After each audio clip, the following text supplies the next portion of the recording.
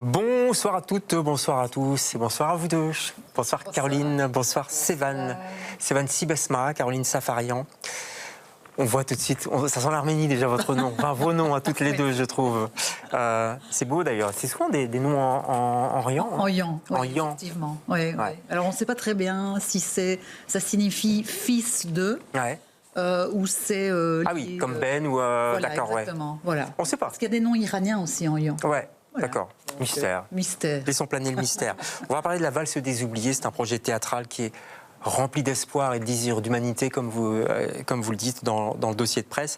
Avant ça, 3 petites questions. Vous êtes prête? C'est une tradition dans ces émissions. Sûr, Sévan, vous êtes prête? Oui, très prête. Allez, on y va. Si vous étiez, Caroline, un sentiment, vous sauriez quoi? La franchise.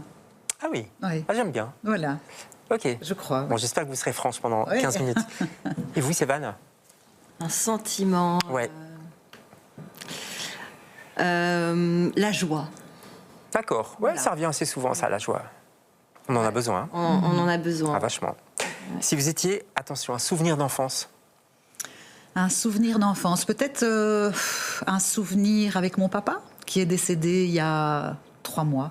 D'accord. Donc voilà, un souvenir qu'on avait été sur l'île Dieu en bateau. Voilà. D'accord. Et en France. Ah oui, on voit ouais. tout à fait. On Voilà, un suit bien petit souvenir l'ambiance. comme ça. Sévan, qui est en train de se gratter la tête. Il faut remonter. Ouais. Un souvenir d'enfance, je dirais un souvenir de vacances avec... tiens, chez mes grands-parents arméniens à Paris, grand dîner D'accord. avec voilà, Avec plein de plats. tous les mets arméniens C'est ça. qui existaient. Un dîner infini. Voilà, exactement. Bien plus qu'entrée, plat, dessert, je crois. Voilà. C'est ça. Et attention, encore un peu plus abstrait, si vous étiez un rêve. Oh là là, j'aimerais vraiment que la question du racisme dans notre société soit résolue. Ouais. Voilà, que ça n'existe plus. Que, voilà, bon, c'est un peu utopique, hein. Bah, on peut y croire quand même. Mais on peut y essayer d'y croire. croire. Ouais. Un rêve, Sévan? Oui, en ce moment, je dirais le racisme, en effet, la question du racisme et puis Les guerres, tu m'as dit. les guerres, ouais, il y a de plus en plus de guerres On parle que de ça, hein, là. Ouais, là, Bah, on a c'est- vu, là, il y a plus ou moins 130 conflits dans le monde En ce moment. en ce moment. Et donc c'est pour ça que j'en parle, parce Ouais. qu'on en discutait l'autre jour. Et en plus, on parle souvent des mêmes. Oui. Et c'est normal, peu importe, on ne va pas faire d'échelle. Oui, en oui. fait, il y en a Mais il y a quand même des oubliés. Et il y a la valse des oubliés Absolument. dont vous en parlez. C'est le spectacle que vous présentez à la Tricoterie. Vous êtes les invités de LCR ce soir.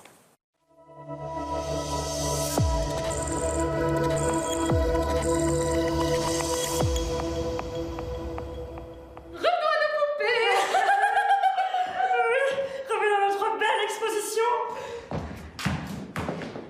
Reconstitution maison arménienne typique, lâchement abandonné par très méchants terroristes fascistes arméniens.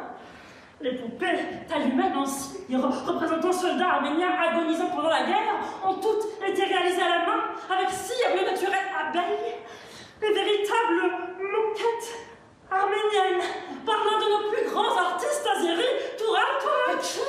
Oui, Toural qui est très doué de ses mains. Oui, très doué. À propos, le lien de parenté entre Toural Touraki et grand président Azarov est pur hasard. Ils sont cousins, oui, mais Toural a passé le concours comme les autres artistes. Il a juste été meilleur. Bien meilleur d'ailleurs que Yazayazi, le gagnant initial. Mais enfin, Maki, pourquoi parles-tu de Yazayasi? Ah oui, c'est vrai, pardon, excusez-moi, il est mort, le pauvre. Il a été retrouvé empoisonné chez lui avec toute sa famille. La mousse, Oui, enfin bon, t'es très peu intéressant, Maki. Public, c'est juste visiter l'exposition trop Ah oui, belle. d'accord, Alexis. Voilà, extrait de la valse des oubliés. Bon, on va citer les comédiens. Alors vous, je me demandais où vous étiez, vous m'avez dit c'est moi qui fais la morte en fait. quoi. Exactement, oui. D'accord, c'est super comme rôle. C'est pas un fait gros pas que texte. ça. Non, j'imagine bien. Je vous taquine un peu. Mais c'est pour que les gens se disent mais c'était qui la fille qui est en plateau. On va citer les autres. C'est Julie Baffier, Élise Launay, Juliette Bakri. Et puis il y a la vidéo, parce qu'il y a des, Oui, il y a tout des à vidéos, fait. c'est du théâtre à la fois farce, on va en parler, enfin Oui, farce, oui. Oui. Et documentaire aussi. Et hein. documentaire, oui, absolument. Et c'est Julie Vigne qui réalise les vidéos, qui a fait toutes les vidéos du spectacle. D'accord. Il y a un proverbe arménien dans le dossier de presse qui est très beau et à la fois très dur, très touchant. C'est « Si mon cœur est étroit, à quoi me sert que le monde soit si vaste ?» Oui, Waouh, c'est fort. ouais, tout à fait. Toute la pièce tient à ça. j'ai Bah, l'impression, oui, hein. la pièce tient à ça. Et puis la pièce tient au fait que faudrait peut-être qu'on s'arrête avec la haine de l'autre, quoi. Ouais.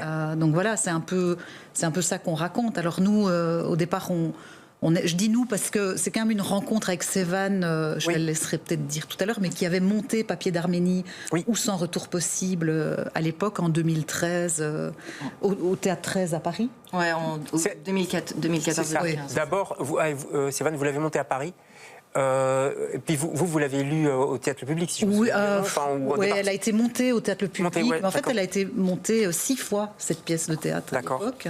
Ouais. C'était sur la négation du génocide des Arméniens, autre sujet, voilà. Et puis, il se fait qu'en 2020, pour un petit peu situer peut-être les choses allez-y, de manière allez-y. géopolitique, même si c'est pas ma spécialité, donc en fait, je parle des Arméniens du Haut-Karabakh Oui. dans cette pièce. Donc c'est cette enclave arménienne Exactement. en C'est Azerbaïdjan. ouais. Voilà, un territoire enclavé dans l'Azerbaïdjan. En fait, c'est un territoire qui est peuplé d'Arméniens depuis des siècles et des siècles. Et c'est un territoire problématique qui a toujours connu des tensions entre les Azéris, les Azerbaïdjanais Ouais. et les Arméniens. Il y a plus que des tensions. Je veux dire, là, Plus c'est- que des tensions, c'est oui, bien carrément sûr, une guerre. des guerres, Ouais. exactement. En 92, il y a une grosse guerre avec plein de morts des deux côtés, qu'on soit clair. Donc voilà, ça a été vraiment un conflit très dur. Il y a eu des espèces de traités, des accords, mais bon, qui n'ont abouti à rien. Et puis en 2020, voilà une nouvelle offensive contre cette terre, du Haut-Karabakh arménien, qui est une partie du Caucase du Sud. Donc c'était il n'y a pas si longtemps que ça. hein. Ah non, donc exactement. Première offensive 2020, les Arméniens vacillent. Et en 2023, en 72 heures, les 120 000 Arméniens de cette enclave doivent dégager, sont Ouais. forcés de partir. Et en fait se retrouvent du coup en Arménie, mais dans un pays qu'ils ne connaissent pas. C'est pas chez- enfin, c'est entre guillemets pas chez eux, Et quoi, voilà, ouais, ouais. c'est donc bon. C'est cette valse, c'est ça la valse un Oui, petit peu c'est la valse, elle part d'une parole que j'ai écrite dans le texte où c'est Anouche Apetian, ça aussi on en parlera après, qui au fond est une soldate arménienne qui a été tuée, enfin d'abord dépecée, démembrée, violée, torturée, et puis mise en pâture sur les réseaux sociaux.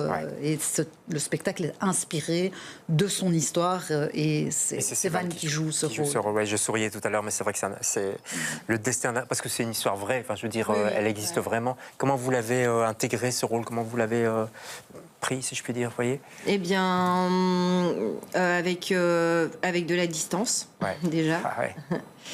Et Anoucha Pétienne, elle a le même âge que moi. Donc, Ah ouais, on waouh. est de la même génération, mais on n'est pas nés dans le même pays. Et donc, voilà, je l'ai appréhendé comme n'importe quel rôle, quoi. Mais Ouais, sauf que c'est pas n'importe quel rôle, quoi. non, Comment c'est pas comment on n'importe. gère l'émotion? Non, enfin, non, c'est pas n'importe quel rôle, mais c'est un rôle qui est inspiré. Hein, donc, on reste dans un jeu quand même assez réaliste, Oui. mais voilà, on joue une morte qui est égarée en fait Ouais. dans ce monde qui est un peu emprisonné dans le fantasme azéri. dans le fantasme. C'est ça. Parce qu'en fait, Ouais. elle est morte, mais elle est effectivement dans une maison abandonnée qui a été reconstituée. Voilà. C'est ce qu'on voit un peu sur qui a été scène. hein. inspiré Ouais. Voilà. de ce musée, enfin de cette exposition à Bakou. À Bakou, ouais. Oui. Je voudrais qu'on regarde des photos parce Oui. que ça vous a, c'est un peu l'élément déclencheur. C'est un vrai point de départ, Je vous ouais. préviens, c'est des photos un petit peu difficiles, en tout cas la première, la voici, pour l'instant vous la voyez.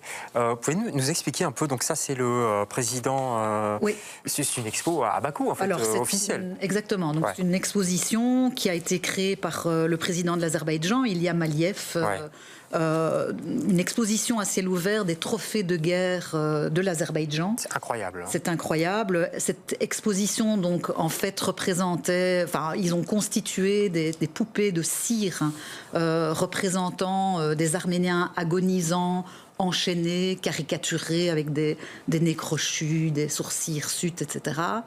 Donc là, dans la capitale de Dans la capitale, à Bakou, voilà. de l'Azerbaïdjan, le World Exactement. Trophy Parks. C'est ça, exactement. Et donc, quand même, le Conseil de l'Europe a dit on va peut-être interdire cette exposition, cher monsieur Aliyev. Donc, il a retiré les poupées qui étaient enchaînées. Mais je crois qu'il y en a encore qui représentent des Arméniens agonisants, quoi. Enfin, voilà. Elle a encore lieu Alors, je ne sais pas. Moi, j'avais entendu dire qu'ils avaient retiré certaines poupées, mais que, voilà. Donc, c'est un peu comme le musée Grévin. Et je veux dire, c'est pas Elton John. Non, quoi. ouais. Mais tout ça, c'est vrai, dans une indifférence hallucinante. complète. Il y a même eu la COP... COP 29, la COP 29 qui s'est tenue à l'année Bakou. d'après, bien sûr, tout à fait. Donc tout ça, c'est un peu insupportable, quoi, parce qu'on est... on est un peu au-delà du fascisme, là. On est dans quelque chose d'une propagande anti-arménienne virulente et vraiment très, très dure. Et donc, ça a été les deux éléments déclencheurs. C'est l'histoire d'Anouch et cette exposition de trophées de guerre insupportable. Ouais, vous l'avez vu, cette expo? Non, je ne l'ai pas vue. Non, parce que je ne m'aventurerais pas à aller en Azerbaïdjan. Je ne m'aventurerais pas. Bon, après, on est ressortissante européenne. On pourrait peut-être, mais bon, voilà. Je pense qu'après ce spectacle, on ne va pas y aller. Ça donne pas envie, hein? Non, ça donne pas envie. C'est van. Voilà. Non, pas vraiment. Vraiment pas, non. On va reparler de la pièce un peu. Il y a le côté farce aussi, on le voyait bien dans l'extrait. Comment vous avez... comment ça s'est passé, la mise en scène? Il y a quelque chose de loufoque en même temps. Oui, tout à fait. C'est-à-dire que moi, dans l'écriture... l'écriture, elle est partie d'un élan commun de moi et Sévan. Vous avez écrit ensemble, en fait? Alors, non, j'ai vraiment pris l'écriture en charge, mais l'élan était là. Au départ, on a commencé par des correspondances, et puis finalement, en fait, on a laissé tomber les correspondances, et il y a eu cette urgence, parce qu'en 2023, il y a eu cette épuration ethnique, et donc là, à un moment donné, moi, j'ai tout arrêté, et je me suis mis à écrire là-dessus. Mais j'ai oublié votre question de départ. Comment ça s'est passé? Pourquoi le côté farce, le côté mise en scène, qui est très particulier? Oui, absolument. En fait, je trouvais que c'était plus intéressant de parler de ça avec humour, parce que je pense que on doit beaucoup plus réfléchir quand on fait de l'humour. Que d'être dans du pathos, quelque chose, voilà. Bon, et donc, en fait, il y a plusieurs styles dans la pièce. Je mélange un peu les genres. Parce qu'il y a des parties documentaires. Il y a des parties documentaires, il y a ce que Sévan joue, qui est vraiment du théâtre, je veux dire, réaliste, qui joue Anouch, qui revient, qui erre un peu, voilà. Et effectivement, la farce, avec les deux conseillères du président et le président que j'ai nommé Agar Azarov, voilà. Qui, au fond, sont dans un style farcesque, mais parce que moi, les personnages de dictateurs, parce que c'est un vrai dictateur despote, ce monsieur, j'arrive pas à accrocher quand je vois des trucs réalistes. Donc, je pense toujours à Charlie Chaplin. Je trouve qu'il y a quelque chose de plus juste. C'est tellement irreprésentable. Quand on force le trait. Oui, que j'avais besoin, en fait, de rire. Ce qu'on fait un peu avec Poutine aussi, dans d'autres... Absolument. Même Trump, Oui, voilà. Mais de toute façon, c'est impossible de pas rire de ces gens. Enfin, voilà, c'est tellement... Ou rire pour ne pas en pleurer, quoi. C'est-à-dire que je pense nous, les gens, le kidam, on peut pas les comprendre. Donc, pour les atteindre, pour les sentir, c'est par l'humour, moi, que... Et le théâtre. Parce que le théâtre, ça transmet. Quand on est arménienne d'origine, toutes les deux, comment on vit ce qui se passe là-bas? Vous vivez à Paris, vous, Sévan, c'est ça? Tout à fait, voilà. Est-ce qu'il y a... Vous êtes de la famille là-bas encore? Comment ça se passe? Non, pas du tout. Non. Moi, déjà, ma famille, elle est issue de c'est des Arméniens d'Istanbul. D'accord. Donc déjà, c'était la diaspora. Voilà. Et donc, ils ont immigré en France. Moi, ma famille, j'avais pas de famille en Arménie. Les Arméniens d'Arménie, c'est très particulier. Ils vivent l'histoire, ils vivent de plein fouet. Ils sont dans l'action de ce qui se passe. Nous, on fait partie de la diaspora arménienne, donc on vit ça de loin. On peut pas... on n'est pas des Arméniens d'Arménie, quoi. Ah ouais, je Donc, comprends. Mais il y a quand même cette espèce de passé, puis il y a eu le génocide. Et puis il y a une continuité. De 1915, oui. enfin, qui est là quand même dans toutes les mémoires, j'imagine. Il y a une continuité, et je pense que, enfin, si je peux me permettre, Caroline, Évidemment. je pense que dans la pièce, il y a aussi cette ligne, Ce fil. Voilà, cette répétition des schémas, cette continuité par cette épuration ethnique. Ouais. Voilà. Donc, enfin, en tout cas, on a eu le souhait de le retranscrire Ouais, absolument. dans le propos, quoi. Et puis le fait de l'oublier, quoi, la valse des oubliés, Oui, c'est ça, tout quoi. à fait. C'est incroyable, quoi. Comme les Arméniens, c'est vraiment un peuple invisibilisé, quoi. Ouais. Et donc Mais pourquoi Je ne sais On a pas. du mal à comprendre, quand même. Oui. Alors, il y a plein de choses. Hein. Il y a le contexte géopolitique du moment. C'était la guerre en Ukraine. Les Russes laissent tomber les Arméniens. Oui. Il y a tout ce qui se passe à Gaza juste après. Trump qui fait n'importe quoi. Bon, voilà. Alors, en 2025, il a créé un couloir, en fait, qui relie l'Azerbaïdjan à la Turquie. Parce que, bon, il faut quand même bien savoir que l'Arménie, elle est au milieu du rêve pan-turquiste. Oui. Je veux dire, voilà, elle gâche un peu le pour son rêve. grand quoi. malheur, quoi. Ouais. Voilà, et donc, il s'imagine, et moi c'est un peu ça le message en fait, que finalement, par un accord commercial, on va arriver à résoudre l'humiliation d'un peuple. Ouais. C'est utopique.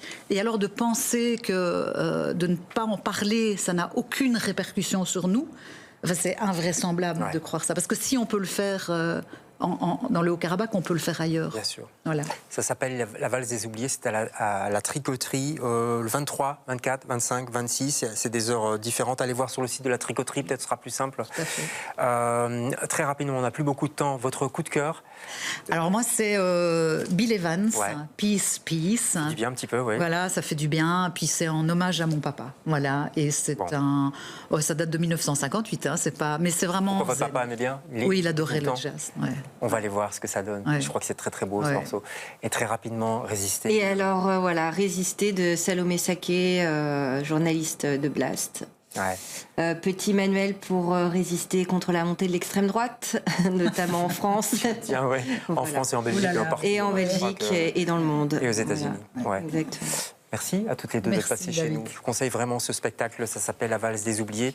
C'est à la Tricoterie. La Tricoterie, est-ce qu'il faut dire où c'est? Oui, quand même. Allez, c'est à Saint-Gilles. À Saint-Gilles, Théodore Verhagen. Rue Théodore Verhagen, celle qui descend avec le tram au milieu.